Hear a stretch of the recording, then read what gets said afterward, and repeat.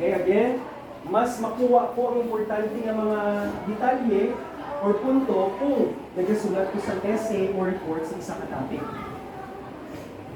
Number 7. Number 8. Mas hapos ko maintindihan o madumduman ang mga bagong nga concepts kung physical activities ang ginahatag sa amon. Halimbawa, mga hands-on activities, may ginapaubra sa amon. So, mas hapos ko matunan.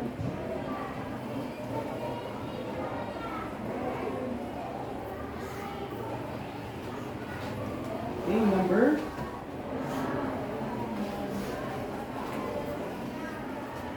Number 9.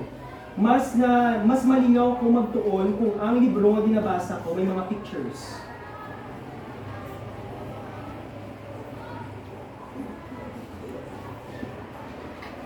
Okay, let's have number 10. Mas makabulig sa akon kung ginadiscuss ang topic tungkol sa akon mga classmates kag mga kababata or peers.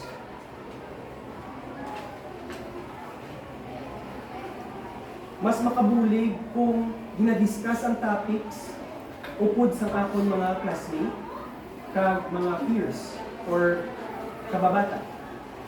Number 11. Mas gusto ko samtang nagapamati or samtang nag-lecture si mamo kon si sir or nag-discuss diri sa tunga, mas gusto ko nga nag-jot down sa notes. Nagasulat.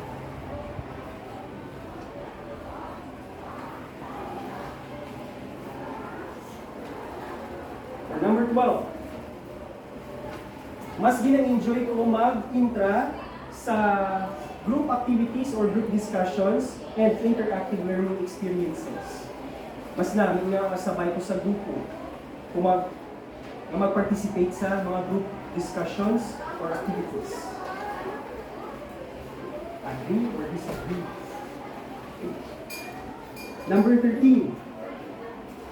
Mas hapos ko madumduman kag maintindihan kung ang mga concepts gina-visualize na ako o kung gina-imagine. May mga estudyante na mo, gina-imagine nila ang mga lessons. So, amo ka na pala, agree or disagree? Okay, again, number 13, mas hapos na kung maintindihan kag madumduman or ma-remember ang mga concepts kung gina-imagine ako or gina-visualize sa ako ito. Number 14, mas gusto ko nga kung magkuha ko information, gapamati ko sa podcast, audiobooks, o kung radyo. Halimbawa sila radyo, gapamati ka. May pansin na gusto maglagaw balita TV. Pero mayroon nga naniyan sa radyo. So, hindi ka amo na pala, mas naniyan ka mamati sa audio, books, or podcast to absorb information. So, agree or disagree? Okay, next, number 15. Mas maintindihan ko and madumduman ko ang mga concepts kung gina-summarize na ako, kung ginasulat.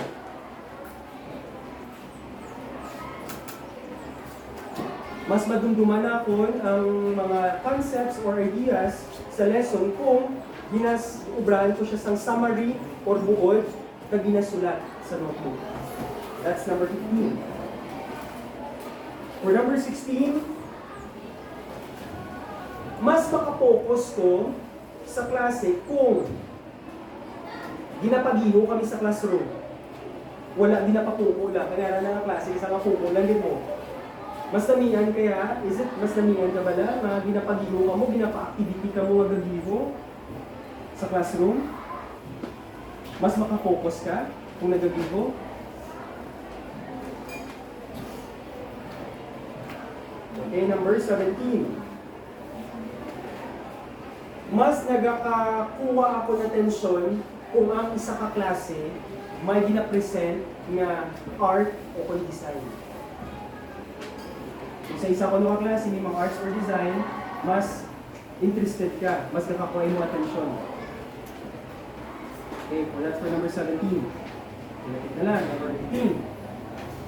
Mas nakadumduman ko ang information kung gina-recite na ako. Hindi.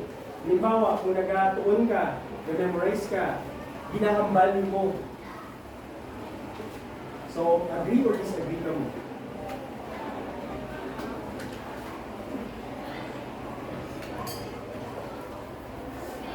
Makabulig sa akon nga mag-organize, number 19, makabulig sa akon mag-organize ang information na effective kayo kung ginapanglista na kon ang akon paghimuon or nag-obra sa outline. Isa may lista, wala mo nga, ano una niya mahimuon, napanglista niya, nasulat niya. Diba ang outline? Okay, number 20. Mas maintindihan ko ang lesson kung nag-role playing o kung simulate sa real life scenarios.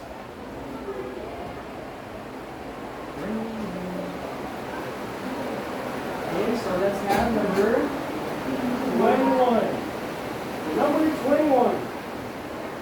Mas hapos sa akon maka-identify kag makakita sang patterns or mga detalye sa drawing o kung visual information. Kung maglagaw ka sa isa ka picture dasit, hapos sa imo maka-gets dayon sa kung anong detalye. Okay, that's for number 21. Halfway there, we have 22.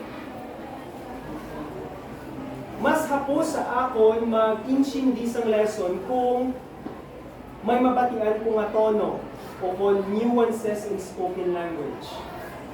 Tono or sounds. Mas hapos na kung naintindihan kung may sound ang isang bagay. Correct.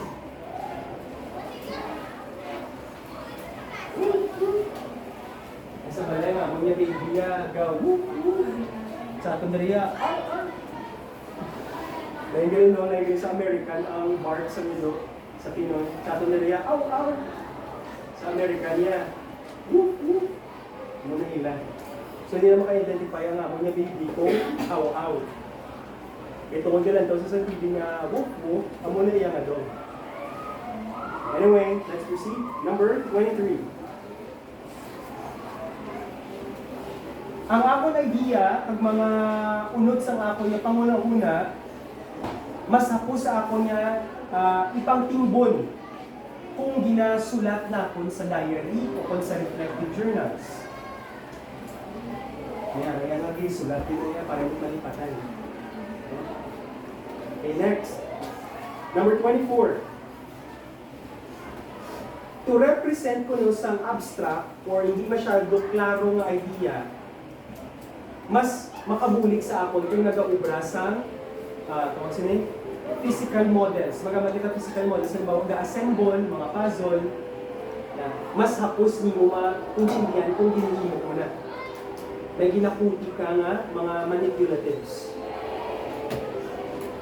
Okay, next, number 25. 25. Mas mo-organize ko ang information kung nag-aubra ko sa flowcharts, mga charts, or mind maps. Gusto ninyo yung mga pictures na mga kasunod, mga guide, mga boxes, ginasulat-sulatan mo na. Okay? Next, number 26. Nakalingaw ko mag-intra sa group discussion o kung debate. Ikaw bala, nakalingaw ka mag-intra sa group discussion or debate? Di ba, Dora?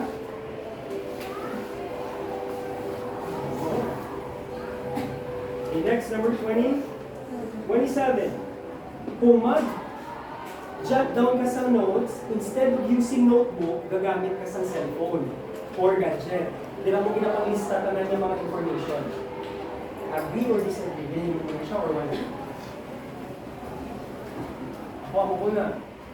Mag-meeting, wala ko na gusto sa notebook. Ginamunta ko sa akong notepad. Tapos gina-edit ko na dahil. Kung hindi mga yun, nag-copy ako nung pag screenshot ko na yun. Pero man, upod na ako. Sige na lang. Number 28. Mas damihan ko mag-intra sa sports. Mas nagaklaro ako na may mas damo ko ma-learn kung ang isa ka klase may gina-include ng mga pag-games o sports. Or, in other words, pwede man niya, nandiyan siya maging sa sports. Number 29.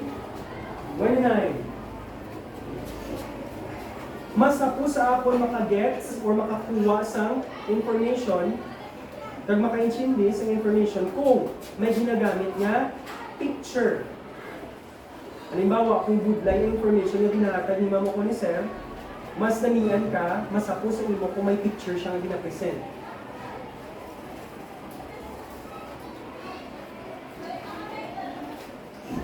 Number 30.